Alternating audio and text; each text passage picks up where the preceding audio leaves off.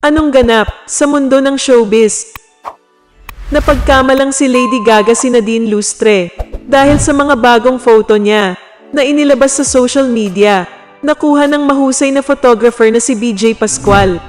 Ang mga photo na yun ay gagamitin para sa promo ng digital concert ni Nadine, ang Absolute Madness, na magaganap sa July 3, 8 p.m.